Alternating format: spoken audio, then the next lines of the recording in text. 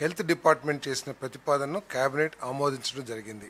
ఈ ప్రపోజల్స్ ద్వారా రాష్ట్రంలో దాదాపు 5 కోట్ల మందికి పైబడి వైద్య సేవలు అందించబడతాయి. 2 లక్షల నుంచి 2.5 లక్షల నుంచి 25 లక్షల వరకు కూడా విలువైన వైద్య సేవలు అందించబడతాయి.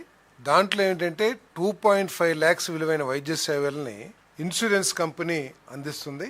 2.5 లక్షల నుంచి 25 లక్షలు విలువ చేసే వైద్య సేవల్ని డాక్టర్ ఎన్టీఆర్ ట్రస్ట్ ఏదైతే ఉందో ఆ ట్రస్ట్ ద్వారా సేవలు అందించబడతాయని చెప్పేసి మనం చేస్తాను.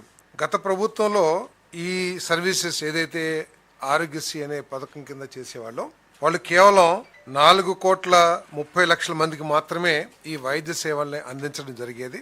అప్పుడు నాకు తెలిసి సబ్జెక్టు కరెక్షన్ కేవలం 5 లక్షలు మాత్రమే వైద్య సేవలు విలువైన వైద్య సేవలను అందించేవాళ్ళు అనుకుంటాను. బట్ ఇప్పుడు 25 లక్షల వైద్య సేవలు అందించడం, అది కూడా రాష్ట్రంలో ప్రతి ఒక్కరికి కూడా only EHS employment housing scheme ఎవరైతే పొందుతున్నారో వాళ్ళకి తప్ప మిగతా వాళ్ళందరికీ కూడా రాష్ట్రంలో ప్రజలందరికీ కూడా ఈ వైద్య సేవలు అందించబడితే మనం చేస్తాను.